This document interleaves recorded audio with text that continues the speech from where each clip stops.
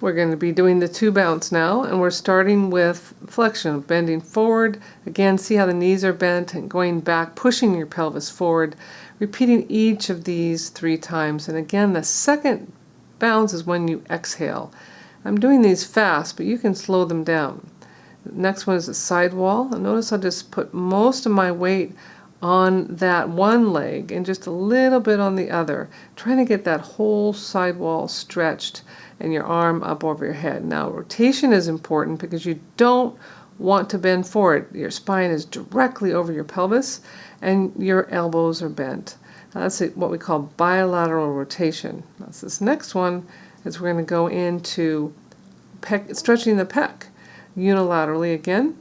And one hand is on the hip. That just allows you to let that other arm move back a little bit further to stretch the pectoral.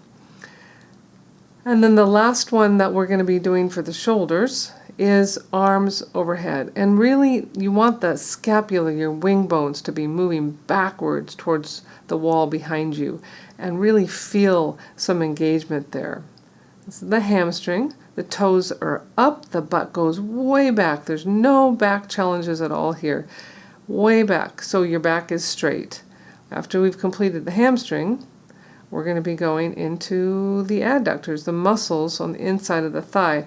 And right here I'm kind of doing a raking procedure. It's kind of easier to figure out how to do that. But again, the toe is up and you're just getting a nice stretch on the inside of that thigh, and that hip's going way, way out. It's important to do that. Next one is for the calf, and really you're getting the hip flexor in the front of the hip as well. But see how that bounce happens so that the heel is touching the floor, but just barely. If I didn't go far enough back, I wouldn't be able to get that stretch. And then the next one is the quad, so in the front of the body. Do your best. Now listen, if you need to be up against a wall, you go up against a wall.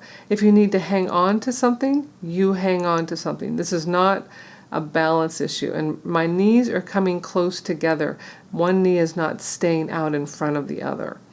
So once you've got your quadriceps done, now we're going to work on the hips. So knee to chest. Again, you might want to lean up against a wall, and that's totally fine.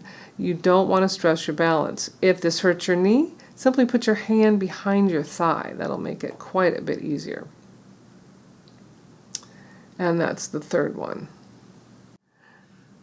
Now you bring the hip up and pull that knee towards your body, making sure not to stress your knee. If this hurts your knee, just bypass this one. But generally speaking, you should be able to feel that knee or the thigh become a bit parallel to the floor.